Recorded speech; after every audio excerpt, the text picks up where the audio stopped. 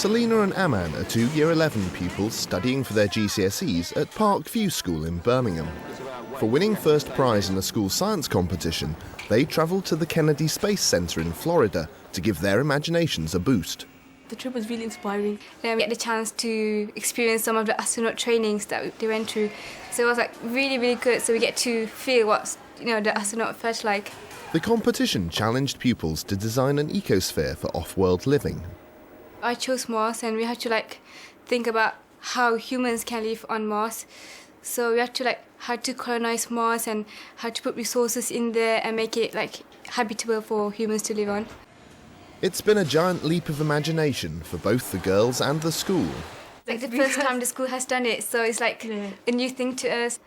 So that's why everybody got excited. A really big achievement for the school and for us as well. Yeah. Offering pupils this kind of challenge in order to encourage scientific achievement is a far cry from the more basic concerns facing the school several years ago. In 2002, the A* to C pass rate at GCSE had slumped to 23%, and the school was in special measures. Yet by 2007, the A* to C pass rate had more than doubled, and science A* to C passes were at 53%. Head teacher Lindsay Clark has overseen the school's transformation into one of the most improved schools in the country. It hasn't been an easy process. I was the 5th head teacher in 3 years, I think it was. The school had a reputation of being a weak school. We were bottom of the league table, certainly in Birmingham. Improving science GCSE results has been a complex process involving a reassessment of underlying whole school issues.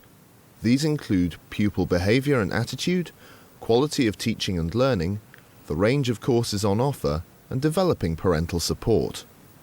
What we did was to try to change the ethos of the school. The motto at the time was Parkview, the school at the heart of the community. We changed that to something very simple: respect, opportunity and achievement. You're all equal in the sight of Allah. The school serves a culturally distinct community. The pupils are almost all Asian Muslim. 65% of pupils are entitled to free school meals. I have eaten from the same plate and drank from the same cup as those people whose colour is totally different than mine. In a community with a limited educational background, few pupils had serious academic ambitions.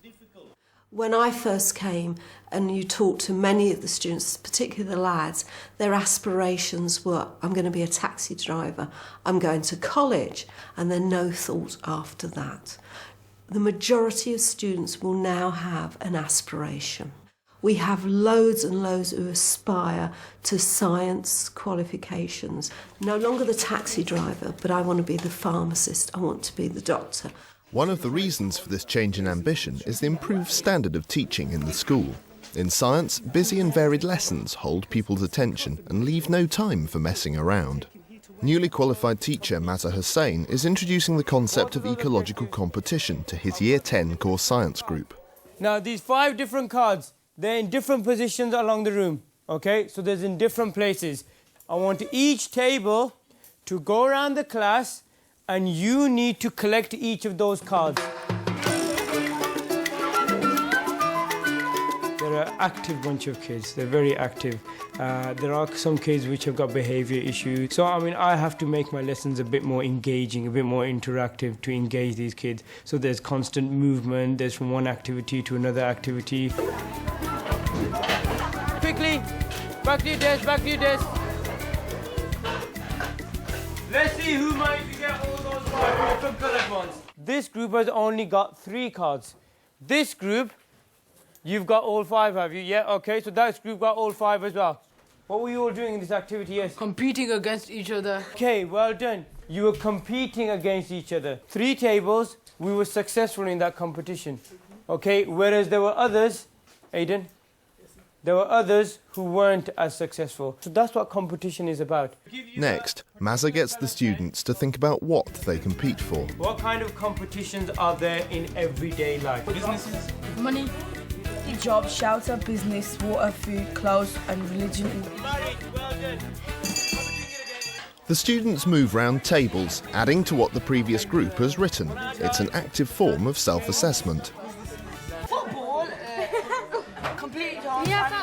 Mazza finds that the pupils remember his lessons better because of this. They actually relate a lesson, yeah, that was the lesson when we moved about in, that was the lesson where Sir used the bell in, that was the lesson where Sir used the whistle in. So the same knowledge is accessed in different ways. What is it that the plants compete for and what is it that the animals compete for? I've got another small activity for you, a card sort. Mazza hands out cause and effect cards for the pupils to match up. There's these different words here like disease, climate change, overcrowding, predators, if there's no shelter, and these are the kind of effects that we'll have, these cards here. Look at them carefully. If there is no shelter, plants and animals are not protected from harsh conditions. While Parkview has encouraged a more active and engaging style of teaching, the school felt that the wide range of abilities in GCSE science was not being catered for. When I came in, the students were basically doing only 2 courses. They were doing the double award and the work-related group, which was doing applied science. And I felt, coming in, fresh pair of eyes, that really didn't meet the needs of the students. We're now teaching the separate sciences who are very able. We've got 2 groups doing what was traditionally known as the dual award. And then we've got 1 group, 10-5, which are just doing the core science. Meanwhile, the school has maintained its offer of an applied science course. The applied science course is very different to the traditional GCSEs. It is very much work-related, and the students that we have doing that are on a work-related programme. I like to get my hands dirty. I like to touch things, see things happening. It's better than actually just reading all day. You get to go and experience it yourself. Applied science is all about looking at the larger scale of what experiments are used for. The other classes would read through books. We have been to the factory and looked at how the process occurs. I keep pictures in my mind of what processes take place, which makes me write down the answer quicker and will save me time. In the run-up to exams, school doesn't end at 3:30. GCSE groups are offered revision lessons after school and even at the weekends. Impressively, pupils voluntarily turn up for these, an indication of the work ethic the school has worked hard to develop. Parkview has done this by monitoring not only academic progress, but people's attitudes towards school as well. Every term, I think it is, a student is given a score for their attitude, their commitment to a subject, and that actually does speak volumes. A student might be a weak student, but if they're getting a high attitudinal score, that is something extremely positive. This attitudinal data forms the basis of a remarkable pastoral system that has forged strong links with parents and families. Mubina Rahman is one of the non-teaching pastoral team. Today, she's dropped in on Ali for an update on a pupil's progress before paying the girl's mother a visit.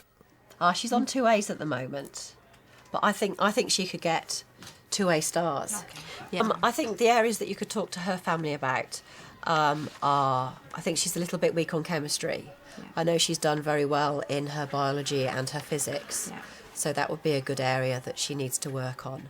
Mubina recognises the problems the community faces and the role that the school can play in helping its pupils. You don't have any local amenities really in this area. There's nothing for the kids to do. So the only thing that's sustained and consistent is a school for them really. Really nice family. When they've got a problem or they feel that they want to come and speak to us, they just come in. They support their children in everything they do, so they always encourage them, pushing them to their full potential. These visits aren't just for pupils in trouble. Kids will come back the next day and say, you visited our house yesterday and told my mum that I'm doing really well. But I think it's so important that all the time that we've, in the past few years, sometimes we've emphasised too much on the negative side of things, and now we are concentrating a lot on the positive side of the kids as well. Hello, assalamu alaikum. Are you okay? I've just come to see you today about Asya really. She's been doing really well in school, and I've brought some information, particularly to do with science that she's been doing. I was talking to her teacher about, and she said some fabulous things about her. So I got my glasses actually, and I'll just quickly read. She says she's a very friendly member of the group, displays a considerable interest in the subject and participates in practical work with enthusiasm. They're doing 2 modulars that they've just finished. Did she tell you about that? Yeah. 2 exams that she's just done, and that's been to do with biology and physics. She's predicted like A's for that at the moment. So yeah, inshallah, she'll do really well. There's 2 areas of improvement in terms of analysing data. So she needs to look at information that she's got and be able to analyse it a bit better than what she's doing at the moment. Is there any concerns you've got at the moment? I think she finds chemistry a bit. Chemistry, yeah. She's mentioned that to me before as well, that she's finding chemistry a bit difficult. And I did ask a teacher about that before as well. And the teachers are providing her a bit more work to do. I'm really happy. The teachers in the school, they do very well for the children and they encourage kids. And they give the extra time to them, and that's why I think the students are bright. Parental support is a major influence on pupil achievement, but the school has had to work hard to develop this. When I came in 2001, I think the view of many parents was it's the school's responsibility, and parents were not proactive in their pupils' education. I knew that because I could have a parents' evening for year 11, and I would have, out of 100 plus parents, I might have 4. This situation has improved, and the school is now looking at other ways to increase its communication with parents. We're investigating how we can text parents and let them know on a different basis rather than letters and invitations. The other thing that we've done is to ensure that when parents come in, we can communicate with them in the language of their choice. By improving relationships with the families, we can improve the performance of the pupils, because as the families grow to trust us, we can work more directly with families in how they can support their child at home. Parkview has become one of the most improved schools in the country, and its GCSE science results have benefited from policies that both discipline and encourage pupils.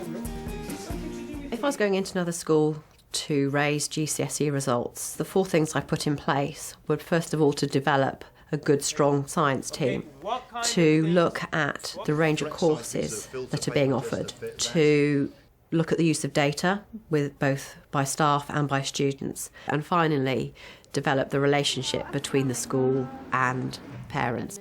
Despite the challenges of catering for an economically deprived, culturally distinct community, Parkview has managed to significantly improve its GCSE science grades as part of a supportive, straight-talking new approach to learning that leaves pupils in no doubt as to what is expected of them.